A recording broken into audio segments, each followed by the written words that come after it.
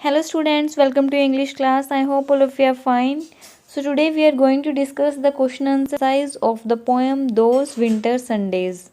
Most of you are waiting for this video from long time and I'm feeling very sorry for being late. So now without wastage of time, let's start. The first question is who is the speaker in the poem? कि आपकी जो ये poem है those winter Sundays, इसमें speaker कौन है? Poet जो है वो किसके बारे में बात कर रहा है? वो अपने बारे में बात कर रहा है. So poet himself is the speaker in the poem. Next is what does the phrase Sundays to mean? Means आपकी जो पोएम की फर्स्ट लाइन में एक फ्रेज यूज की गई है ना, संडेज टू, उसका क्या मतलब है? The phrase Sundays two means that the poet's father gets up early in the morning not only on the weekdays but also on Sunday.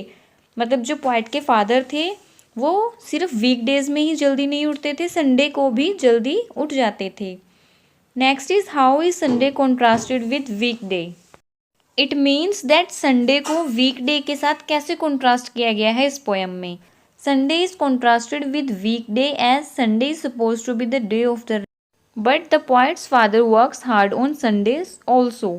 Means जो संडे है वो क्या होता है, जैसे कि हमारा एक रेस्ट डे होता है संडे को, लेकिन इस पोएम में क्या है, जो पोएट के फादर हैं वो संडे को भी बहुत वर्क हार्ड करते हैं, जल्दी उठ जाते हैं, घर को वार्म करते हैं. Do you think that the poet's father led a life of toil? Which line in the poem gives you an answer? आपको लगता है कि जो फादर थे पोएट के वो एक टॉयल की लाइफ जी रहे थे. टॉयल क्या होता है? बहुत ज़्यादा हार्ड वर्कर, जो एक लेबर की तरह काम करता है विदाउट एनी रेस्ट. और हमें पोएम की किस लाइन से इसका आंसर मिलता है? Yes, the poet's father led a life of toil. The line Sunday too my father got up early and put his clothes on in the blue black cold tell us about it. तो हमें poem की किस line से ये पता चलता है? जो पोएट ने लाइन यूज़ की है कि संडे को भी मेरे फादर जल्दी उठ जाते हैं और इतनी बिल्कुल ब्लू ब्लैक कोल्ड में, मीन्स बहुत ज़्यादा ठंड में भी वो अपने कपड़े डालते हैं और अपना वर्क स्टार्ट कर देते हैं. तो इस लाइन से हमें पता चलता है कि वो एक बहुत ही हार्ड वर्कर हैं. Next is speak out the lines that show that son loves his father. हमें पोएम में से वो वाली लाइन स्पीक करनी है जिससे हमें ये पता चलता है कि जो सन है वो अपने फादर से लव करता है. देखो पोएम के लास्ट में एक लाइन है, the line what did I know of love's austere and lonely offices. इससे हमें क्या पता चलता है कि जो सन है वो अपने फादर से लव करता है, क्योंकि इन लाइन में वो क्या अपने आप से क्वेश्चन करता है कि मुझे क्या पता था कि ये जो उनके पापा की हार्डनेस थी, स्ट्रिक्टनेस थी, वो उनका प्यार था और कैसे वो अकेले सब कुछ सहकर उनके लिए सब कुछ करते थे. लोनली ऑफिसेस मीन्स अकेले ही वो अपनी ड्यूटीज़ करते रहते थे और कोई भी उन्हें कभी थैंकफुल भी नहीं होता था. तो इससे क्या पता चलता है कि जो पोएट है वो अपने फादर से लव करता है, बिकॉज अब वो समझ रहा है कि हाँ उसके फादर भी उससे कितना प्यार करते थे. Are you also like the poet in your attitude towards your parents? Describe your attitude towards your parents. तो क्वेश्चन क्या है कि क्या आप भी अपने पेरेंट्स के साथ वैसा ही एटीट्यूड करते हैं जैसा पोएट करता था जब वो चाइल्डहुड था उसका, जब बचपन में था? और आप बताओ कि क्या आप अपने पेरेंट्स के साथ ऐसा ही करते हो, और अगर ऐसा नहीं करते तो डिस्क्राइब करो कि आप कैसा एटीट्यूड रखते हो अपने पेरेंट्स के टूवर्ड्स में. तो अकॉर्डिंग टू यू आप इसमें अपना कोई भी आंसर लिख सकते हैं according to your choice. As I have taken no we are not like the poet in our attitude towards our parents, कि हम पोएट जैसे नहीं हैं अपने एटीट्यूड में.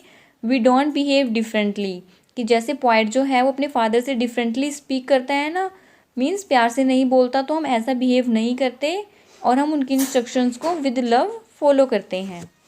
Next is what are the sounds you identify in stanza 2? How does the poet create the sound effects? कि जो poem का स्टैंजा 2 है उसमें कौन से साउंड्स पोएट ने यूज़ किए हैं और कैसे वो एक साउंड इफेक्ट वहाँ पर क्रिएट करता है poet. The sound used by the poet in stanza 2 is alliteration. Alliteration क्या होता है? जब एक ही वर्ड की बार बार रिपीटेशन हो रही हो तो उसमें क्या होता है? अलिट्रेशन साउंड होता है. तो पोएट ने सेकंड स्टैंजा में अलिट्रेशन साउंड यूज़ किया है. और कैसे क्रिएट किया उन्होंने इस साउंड इफेक्ट को? By repeating the letter W in the line when the rooms were warm. When the rooms were warm क्या है? हमारी अलिट्रेशन है. The next question is does the poet regret his attitude as a boy to his father now? Quote the lines that support your answer. कि जो poet है poem में, क्या अब उसे अपने फादर के साथ उसने जो बिहेवियर किया था, जो एटीट्यूड रखा था अपने चाइल्डहुड में, क्या वो उसके लिए रिग्रेट फील कर रहा है। और हमें बताना है कि कौन सी लाइन से हमें ऐसा फील होता है कि वो अब रिग्रेट फील कर रहा है अपने फादर के साथ अपने बिहेवियर के लिए। Yes, the poet regrets his attitude as a boy to his father now. हाँ, वो अब रिग्रेट फील कर रहा है। And the line what did I know of love's austere and lonely offices tell us about it. इससे हमें पता चलता है कि जो पोएट है वो क्या कह रहा है कि मुझे नहीं पता था मेरे फादर मुझसे इतना प्यार करते हैं। मीन्स अब वो रिग्रेट फील कर रहा है अपने बिहेवियर के लिए। Do you feel the presence of anyone else in the poem other than the father and the son? Justify your answer. तो पोएम पढ़ के क्या आपको लगता है कि जो पोएट है उसके घर में उसके फादर के और उसके अलावा और भी कोई प्रेजेंट है? हमें बताना है और अपने आंसर को जस्टिफाई करना है, मीन्स अपने आंसर का रीज़न भी देना है। Yes, we feel the presence of poet's family in the poem. हमें पोएट की फैमिली की प्रेजेंस जो है पोएम में फील होती है। कैसे पता लगता है हमें? कौन सी लाइन से? No one ever thanked him, कि किसी ने उन्हें कभी थैंक नहीं किया। इट मीन्स उनकी फैमिली में कोई और भी मेंबर्स हैं जिन्होंने उनके फादर को कभी थैंक नहीं बोला।